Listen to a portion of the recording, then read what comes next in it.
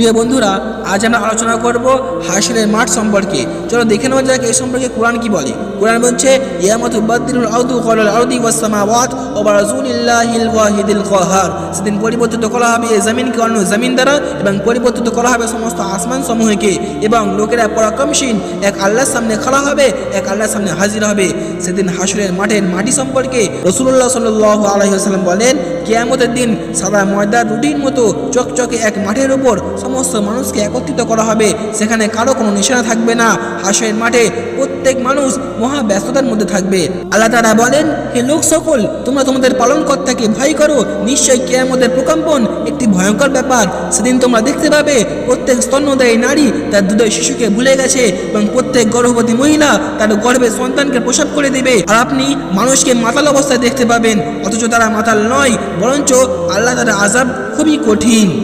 আল্লাহ তাআলা বলেন, ফাইযা জাআতিস সাখা ইয়াওমা ইয়াফিরুল মারউ মিন আখিহি ওয়া উম্মিহি ওয়া আবিহি ওয়া সাহিবাতিহি ওয়া বানিহি লিকুল্লি ইমরিইন মিনহুম ইয়াওমা ইযিন শাআনুন ইউগনিহি।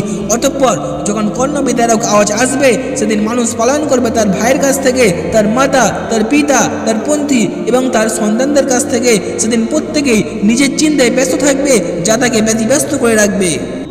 মা আয়েশা রাদিয়াল্লাহু তাআলা আনহা তিনি এক সময় জাহান্নামের আগুনের কথা মনে করে কাঁদতে শুরু করলেন। নবী কারীম সাল্লাল্লাহু আলাইহি ওয়াসাল্লাম তাকে জিজ্ঞাসা করলেন, তুমি কাঁদছো কেন? তিনি উত্তরে বললেন, আমি জাহান্নামের কথা স্মরণ করে কাঁদছি। হাশরের মাঠে কি আপনি আপনার পরিবার ও আপনজনের কথা মনে রাখবেন? নবী কারীম সাল্লাল্লাহু আলাইহি ওয়াসাল্লাম উত্তরে বললেন, তিনটি স্থান এমন রয়েছে যেখানে কেউ কাউকে স্মরণ করবে না। কয়টি স্থান গো? তিনটি স্থান এমন আছে যেখানে কেউ কাউকে স্মরণ করবে না। মানুষের আমলনামা যখন মাপা হবে, প্রথম স্থান কোথায়? যখন মানুষের আমলনামা মাপা হবে, তখন মানুষ সব কিছু ভুলে যাবে, শুধু চিন্তা একটাই থাকবে যে আমার নেক আমলের পাল্লা ভারী হবে নাকি হালকা। হ্যাঁ, এখানে কেউ কাউকে মনে রাখবে না। দ্বিতীয় স্থান, যখন আমলনামা দেওয়া হবে হাতে হাতে। হ্যাঁ, যখন আমলনামা দেওয়া হবে তখন কেউ কাউকে স্মরণ করবে না, শুধু একটাই চিন্তা করবে কি যে আমলনামা আমার ডান হাতে দেওয়া হবে নাকি আমলনামা আমার বাম হাতে দেওয়া হবে। এই নিয়ে চিন্তিত থাকবে, এই নিয়ে খুব চিন্তা করবে মানুষের। আর 3 নম্বর স্থান কোথায়? পুলিশের সময়, যখন পুলিশের রাস্তা পার করবে তখন খুব ভয় করে থাকবে, ভয় থাকে মনে, কাউকে স্মরণ করবে না তখন।